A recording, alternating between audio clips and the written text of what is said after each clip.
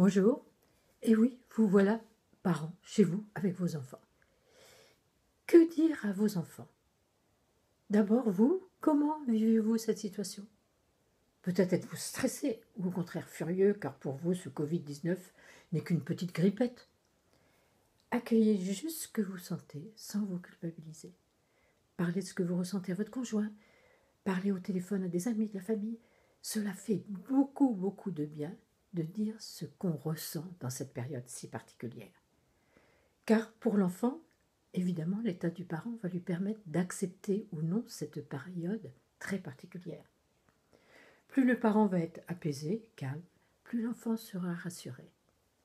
Pour que l'enfant accepte ce confinement, il faudrait idéalement que le parent ait compris le sens de ces mesures, qui sont bonnes individuellement, elles nous protègent, et bonnes aussi pour la société tout entière, pour éviter l'afflux de patients dans les hôpitaux.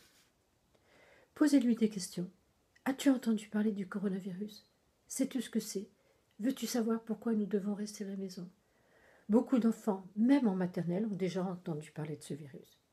Répondez-lui avec des mots très simples, sans entrer dans les détails. Vous pouvez aussi utiliser des dessins, des figurines. Rassurez-le, ce virus n'est pas dangereux pour les enfants. Et nous, les adultes, on en guérit dans la très grande majorité des cas.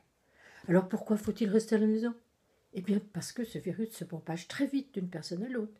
La plupart du temps, on ne s'aperçoit même pas qu'on a ce virus, on n'est même pas malade. Mais un tout petit nombre de personnes vont devoir aller à l'hôpital pour se faire soigner. Et s'il y a trop de malades en même temps, on ne pourrait pas tous les soigner.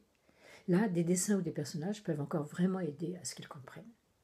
Tu vois, en restant à la maison, c'est bien pour nous et pour les autres. On n'attrape pas ce virus et on protège les autres. Et pour les grands-parents, eh bien, juste lui dire que quand on vieillit, on est plus fragile. Donc il vaut mieux que ton grand-père et ta grand-mère n'attrapent pas ce virus. Pour les plus grands, entre 6 et 11 ans, ils ont envie d'en savoir plus. Répondez-leur également avec des mots très simples. Et profitez bien de ce moment ensemble. Au revoir.